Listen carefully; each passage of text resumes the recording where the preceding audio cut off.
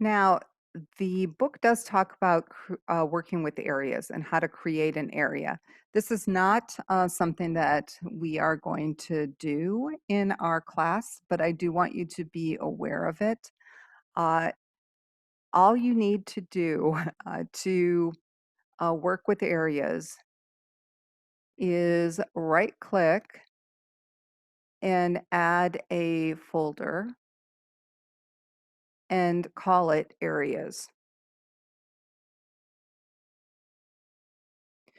And once you do that, you can right click and you can add areas. So if I wanted an administrator area that I'm going to call admin, you can see it's doing some scaffolding. So basically it's creating all of the folders that I need.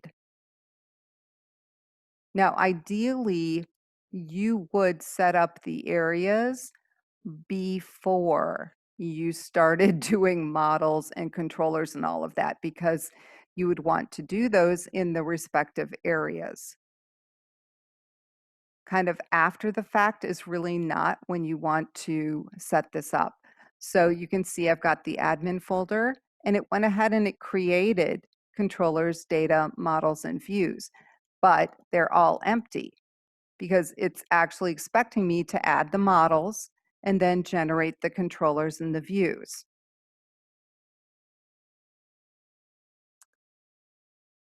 Now here, this is interesting. This is a little text file that it's showing. So it's actually trying to help you add routing to this because you do need to add a area map route so that your app knows that you have areas and what is in the area.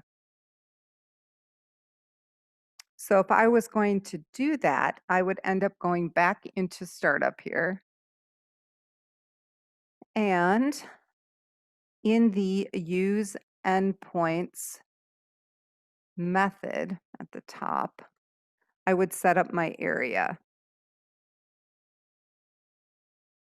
And it would look something like this.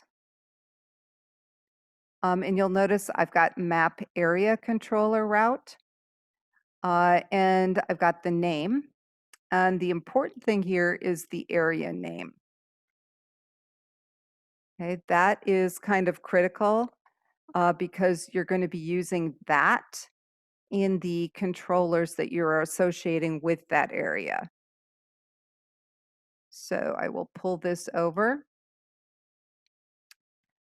So at this point, you've got your folders, and then you've got your map area controller route, and then you would have your models, your controllers, and you can actually add an area attribute with the name of the area above a controller to associate it with that area.